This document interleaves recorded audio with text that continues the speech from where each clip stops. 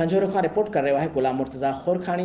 झोल में Qatar charity के तावन से government boys main Sindhi primary school में पानी के आलमी ॾींहं ते वर्ल्ड वाटर डे के हवाले से प्रोग्राम थो, जैमें स्कूल के शागिर्दनि ऐं शागिर्दनि पंहिंजे हथनि सां पानी के हवाले से मॉडल ठाया और नुमाइश में पेश किया। प्रोग्राम में कतर चैरिटी ज़िले सांगड़ के इंचार्ज मैडम राहिला ख़ासकिली शिरकत की।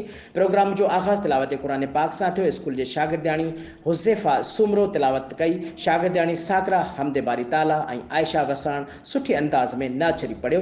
कतर चैरिटी ज़िले सांगड़ के इंचार्ज मैडम राहिला ख़ासकिली तंज़ीम जा मकसद बाबत आगाही ॾिनी। हुन ॿुधायो त तंज़ीम जो मकसद पानी के ज़ख़ीरनि के कीअं बचाइजे ऐं पानी इंसानी ज़िंदगी लाइ केतिरो अहमियत रखे थो बाबत मालूमात ॾियण ऐं शऊर पैदा करना है। प्रोग्राम में गवर्नमेंट डिग्री कॉलेज के शागिर्दनि ऐं government higher secondary school Jhol के शागिर्दनि पिण हिस्सो वरितो ऐं मॉडल पेश किया, जंहिंखे महिमाननि साराहियो। प्रोग्राम के मेज़बान स्कूली ॿारनि टेबलोस पेश किया ऐं महिमाननि खां खूब दाद वसूल कई। प्रोग्राम में गवर्नमेंट डिग्री कॉलेज सांगड़ के principal Nawaz Kumbhar, higher secondary school Jhol के प्रिंसिपल अब्दुल नबी जान सरहदी, तालको संजोरो एजुकेशन ऑफिसर अलावदायो बालादी, तालको Sanjhoro education officer female Seema Akram, lecturer Abdul Qaim Lander, sir Pritam Pir Akram, Khalid Nizamani, Faisal Ansari, miss Sajida Farah Naz और headmistress government girls high school Jhol खुसूसी शिरकत कई। आखिर में government boys main Sindhi primary school Jhol के हेड मास्टर इमाम बख्श बलोच आयल मेहमानन जो शुक्रियो अदा कयो।